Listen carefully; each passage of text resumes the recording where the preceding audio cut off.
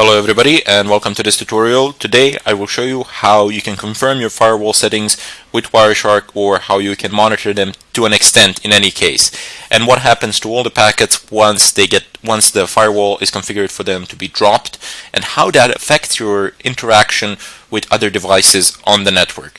So as always, I'm just going to go ahead and select my interface that I'm currently using, start a live capture session. Before anything pops up here, I will enact a preemptive measure and just type in ICMP.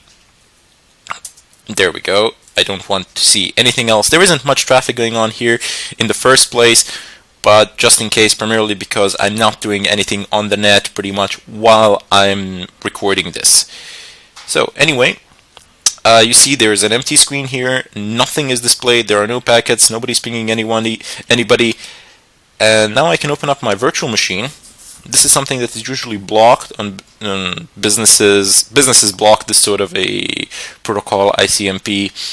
However, here I left it open, and later on I will block it, so you will see what happens there. So I'm just going to type in ping 192.168.1.2. I do believe that that's my IP address. If it's not, we can do a check, but just keep an eye on this white screen of Wireshark and see what sort of incoming traffic are we going to get. So press enter, and there we go. We have request, reply, request, reply. I'm going to cancel the ping here, and you can see we're just going to select the first field, and there's a request from 192.168.1.6 that's sending packets to the destination 192.168.1.2. That is me, and I in turn am replying. So I am confirming, saying something like I am alive, I exist, there is connectivity, etc., etc. Request, reply, request, reply, request, reply. That is the logic that we're following here. But I'm just going to go ahead now and open up my terminal. Within my terminal, I will block all pings, so I will no longer, users will still, other machines, other devices will still be able to ping me. However, I will not reply, so there's no feedback information from me, and that's generally a good thing to do, as you kind of minimize or downsize potential threats or risks to your server. But I mean, it's not really that big of a deal. It used to be a big deal back in the days when there was a ping of death, but today that's fixed, and you're not going to have any problems there, hopefully, anyway. In any case, we're going to go into our firewall here, so iptables, and I want to insert a line, so -I in output. I don't want to output.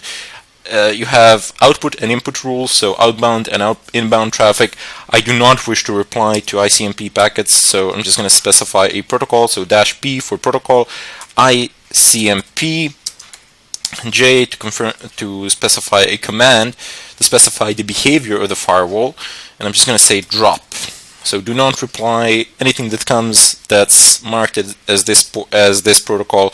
Drop it. You do not care about it. It's something that I have prohibited.